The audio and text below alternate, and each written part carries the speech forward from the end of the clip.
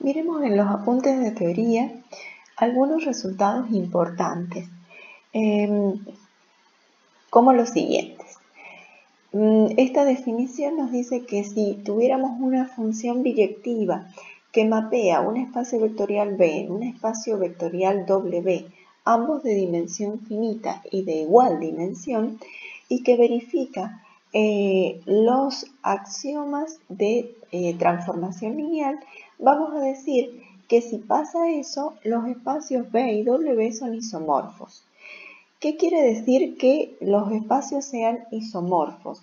Que solo difieren en la naturaleza de los elementos, ya que las propiedades algebraicas de las operaciones son idénticas. El siguiente teorema nos dice que B, si B es un espacio vectorial de dimensión n, entonces B es isomorfo a Rn. ¿Cuál es la importancia de este teorema?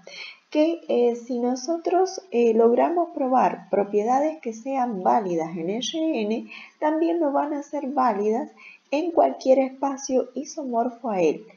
Entonces no necesito volver a probar propiedades en el nuevo espacio B, porque ya las he probado en Rn. O sea que son válidas en cualquier espacio que sea isomorfo a Rn. Veamos un desafío que les dejo, una transformación que vaya de un espacio de matrices de dimensión, matrices de M de tamaño 3×1 en un espacio de matrices de tamaño 2×1. Por ejemplo, esta que tenemos allí planteada, prueben que es una transformación lineal, indiquen quién es su dominio, quién es el conjunto de llegada y calculen los transformados de los vectores de la base canónica de el espacio de las matrices de tamaño 3×1. Bien, vamos a un nuevo concepto, el de transformación matricial. Si tuviéramos una transformación lineal que nos mande transformaciones del espacio de las matrices de tamaño n×1 en el espacio de las matrices de tamaño m×1, tal que el transformado de un vector X sea el producto de una matriz de tamaño m por n por ese vector X, una función que reciba el nombre de transformación matricial. Ahora vamos a probar que cualquier función que reciba el nombre de transformación matricial es una transformación lineal. Recuerden que la definición de transformación matricial es esta que tenemos acá, o sea, una función que va de matrices de tamaño n×1 en matrices de tamaño m×1 definidas a través de este producto, una matriz de tamaño m por n por un vector X. Ahora, ¿qué teníamos que probar para que fuera transformación lineal? Que el transformado de la suma de dos vectores fuera la suma de los transformados de los vectores. Esa era la primera condición. Empecemos a verlo. Entonces, yo tengo que el transformado de un vector X es una matriz A por un vector X y el transformado del vector Y es la misma matriz A por el vector Y. El transformado de la suma será la matriz A por la suma de los vectores.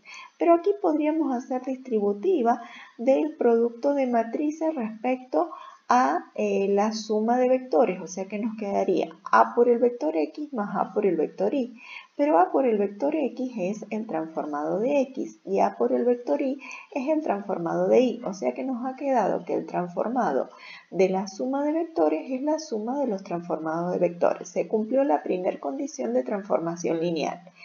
Y ahora veamos que nos daría el transformado de alfa por X, sería A por el vector alfa por X, por la definición de transformación matricial.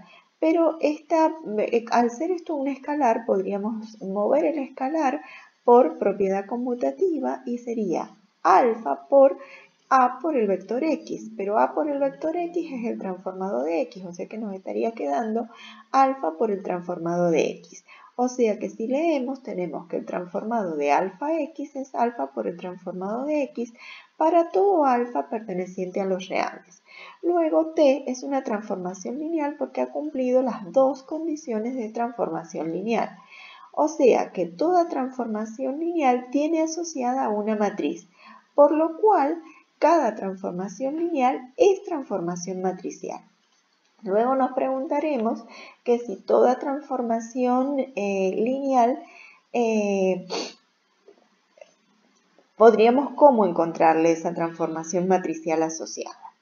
Esa es nuestra pregunta. ¿Cómo se determina la transformación matricial asociada a una transformación lineal? Para ello deducimos el siguiente resultado. Si B1 y B2 son bases canónicas de B y W, a la matriz que tiene asociada respecto a las dos bases se le va a llamar matriz canónica de la transformación lineal o matriz estándar. En general, trabajemos la siguiente proposición. Si yo tengo una transformación que va de B en W, una transformación lineal, y B1 es la base formada por los vectores B1, B2, Bn, base de B, y B2 es la formada por los vectores W1 hasta WP, base de W, la matriz A que tenga como columnas los transformados de la base, el transformado del vector B1, pero escritas sus coordenadas en la base B2 como primer columna, el transformado de la base B2 y buscadas sus coordenadas en la base B2 como segunda columna, el transformado del vector Bn de la base B1, escritas sus coordenadas en la base B2, esto como columna número P. Bueno, entonces, como columna número N, ¿qué me va a dar? Me va a dar la matriz respecto a las bases B1 y B2. Matriz asociada respecto a las bases B1 y B2. Si, volvamos a revisar, B1 y B2 fueran las matrices canónicas de B y W, a esta matriz se le llamaría matriz estándar de la transformación lineal o matriz canónica de la transformación lineal. Veamos un ejemplo. Supongamos que tenemos esta transformación que nos lleva de R3 a R2, que toma una terna X y Z y nos da un par que tiene el doble de la primer componente y el doble de la segunda. Busquemos la matriz estándar de la transformación lineal, o sea que la base B1 que yo voy a considerar es la base de R3, que es la base canónica, o sea la 1, 0, 0, 0, 1, 1, 0, 1, 0 y 0, 0, 1. Y la base B2 que voy a considerar es la base canónica también, pero ahora de R2, o sea la formada por los vectores 1, 0 y 0, 1. ¿Qué voy a hacer? Por la definición, buscar el transformado de 1 de R3 y escribirlo sus coordenadas en la base canónica de R2, pero sabemos que coordenadas y componentes coinciden, así que directamente la primera columna va a ser el transformado de 1 puesto como columna.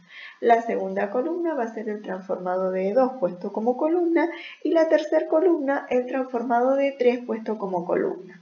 Recordemos que hemos dicho que era el doble de la primera componente y el doble de la segunda va a dar esto, el doble de la primera, el doble de la segunda va a dar esto, el doble de la primera, el doble de la segunda va a dar esto. Y ahora los coloco simplemente como columnas de la nueva matriz que estoy buscando. A esta matriz que he obtenido le voy a llamar matriz estándar de la transformación lineal. Ahora, ¿qué más nos pedían? Nos pedían buscar, si esta era la base B1 y esta era la base B2, la matriz respecto a las bases B1 y B2. O sea, busco los transformados de estos vectores y los escribo como, busco las coordenadas luego de esos transformados en la base B2. Empecemos con esa tarea. Busqué los transformados, recuerden que era el doble de la primera y el doble de la segunda, y ahora los escribo como combinación lineal de los vectores de la base B2. Encuentro las coordenadas en la nueva base. Estos van a formar la primera columna, o sea que la primera columna de esta matriz que estoy buscando va a ser la 2, 0. Busco el transformado del segundo vector de la base B1 y recuerden que dijimos que era el doble de las dos primeras componentes, nos va a dar esto. Ahora lo escribo como combinación lineal de los vectores de la base B2 que me va a permitir encontrar las coordenadas en la base B2 que son estos. Estos van a ser la segunda columna. Y finalmente busco el transformado de este vector y lo escribo como combinación lineal de la base B2 para encontrar sus coordenadas y me da esto. O sea que la última columna va a ser 0, 0. Bueno, acá tengo entonces ya la matriz respecto a las bases B1 y B2. ¿Qué más nos pedían? Nos pedían después que si teníamos este vector, sus coordenadas son estas, que busque el transformado en la base B2. ¿Cómo busco el transformado? Si ya tengo las coordenadas, entonces lo único que tengo que hacer es multiplicar a la matriz de la base que me llevó de las bases B1 a B2 por la matriz de coordenadas en la base B1, me va a dar el vector en la base B2. Hago ese producto y saqué esto directamente. Si lo hubiera hecho desde cero, tendría que haber tomado el vector, haberle buscado el transformado y una vez que tengo el transformado, buscarle las coordenadas. O sea, haberlo escrito como combinación lineal y encontrar los escalares. Ven que llego a la misma respuesta, pero más rápidamente, porque ya tenía la matriz de la transformación lineal respecto a las bases B1 y B2. Acuérdense que debe coincidir con la primera base, las coordenadas de este vector, para que yo pueda hacer el producto. Eso ya lo habíamos visto al final de la primera parte de la unidad 4.1. Cuando buscamos matriz de cambio de base. Bien, ahora avancemos. ¿Cómo hallar? Es lo otro que nos piden, la fórmula de la transformación lineal de x y z y compararla con la dada. Si tuviera que hacerlo de comparar con la dada, que era el doble de x, el doble de y, ¿cómo lo hago? Entonces, una vez que hemos llegado, tendríamos que tomar un vector genérico x y z, escribirlo en la base B1, hacemos esa tarea, nos queda de esta forma ese vector y una vez que tengo ese vector recién lo podría multiplicar por la a de B1 a B2, porque aquí tengo el vector genérico escrito en la base B1 y nos queda esto. ¿Qué es esto? Tendría yo la transformación respecto a la base B2, pero no respecto a la base canónica. Entonces, ¿cómo lo puedo comparar? Bueno, tomar la transformación que estaba escrita en la base canónica y escribirla respecto a la base B2. O sea que escribir un vector genérico, el 2x, 2y, como combinación lineal de un vector de los vectores de la base B2. Hago esa tarea y ven que llego a la misma fórmula.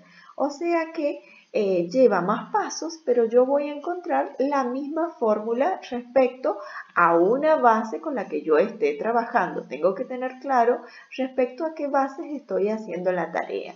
Cuando no digamos nada, nosotros vamos a estar dando la fórmula siempre respecto a las bases canónicas. Bien, ¿de quién? Del espacio de partida y del espacio de llegada. Acá les dejo otro desafío para que ustedes lo puedan trabajar.